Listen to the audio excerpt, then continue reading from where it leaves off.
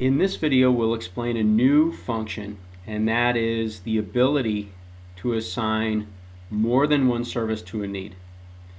In our previous videos, we created a need and we assigned one service to it. Here in this video, we'll demonstrate assigning more than one service to a need. And please know that you do not have to use this functionality. Everything that you've learned in the previous videos about working with needs, services, referrals will cover all of your needs.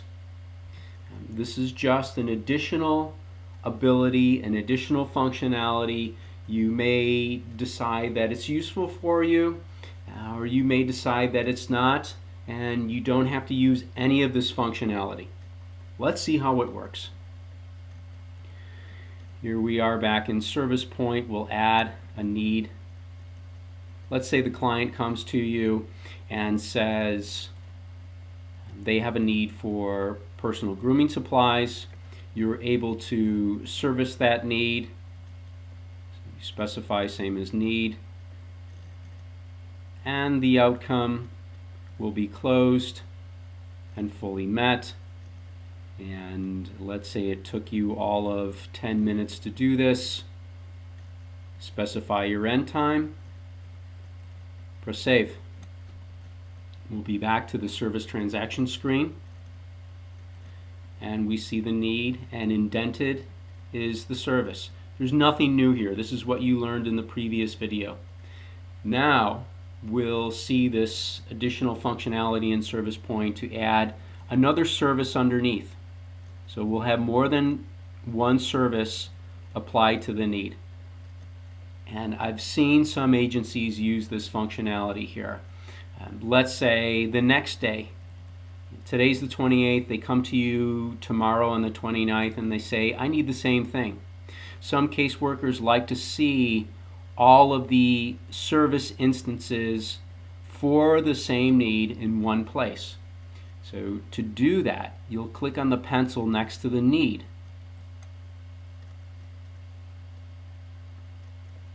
And the need doesn't change. The need stays the same. It's the service that we specify anew. So again, they're coming to us the next day, so we'll change the 28th to the 29th. And service is the same as the need. Nothing changed in the need outcome. We're assuming that again we're providing for the service, so the status is closed, outcome fully met. We just go here and specify our end time.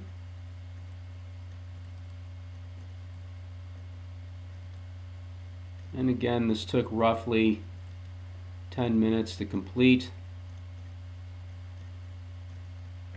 Go down to the bottom, press save, and we're done.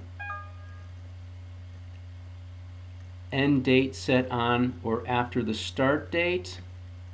What did I do incorrectly here? Oh, 4:13 to 4:23. Save.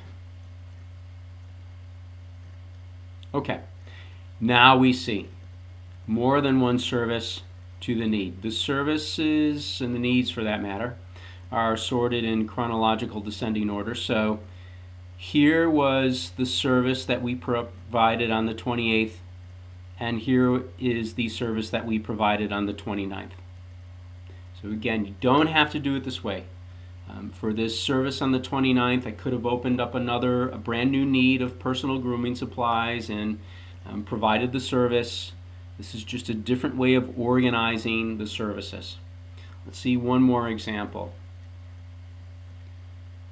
Click on Add Need Service, and let's say the client has a more involved need, tuberculosis screening. We don't know how long all of this process is going to take. So we'll specify our beginning service as case care management. And we don't provide TB screening, so we're going to have to refer this out Down here in the refer section, change this to the health department. Status and outcome, it's in progress. The outcome, service pending. And we're not going to specify an end time for case management because we're not sure how long this is going to take. Now, in every video prior, we press the save button. But in this case, we're going to press save and add another service. Let's pretend that we are also going to provide the service of transportation. We're going to drive the client to the health clinic. So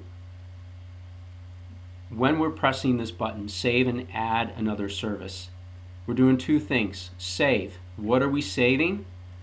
We're saving the existing service of case care management starting at 4:15 p.m. And then, second thing that happens, we'll add another service. So this service area will blank out and allow us to add that other service. Let's do that. Press on save and add another service.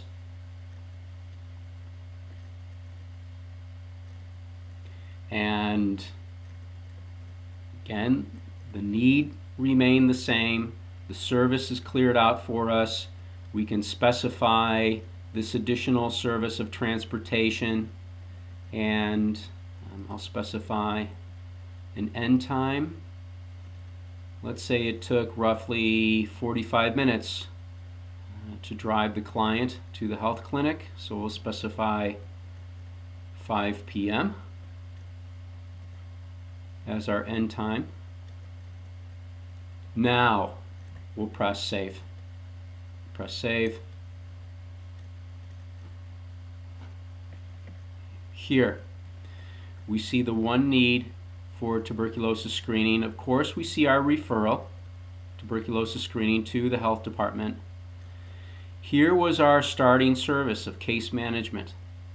And then after we specified case management, we press the save and add another button at the bottom to add another service of transportation. Now we've come back from the health department. It's 5:30 and we're going to close out this service here of case care management. Click on the pencil next to the service.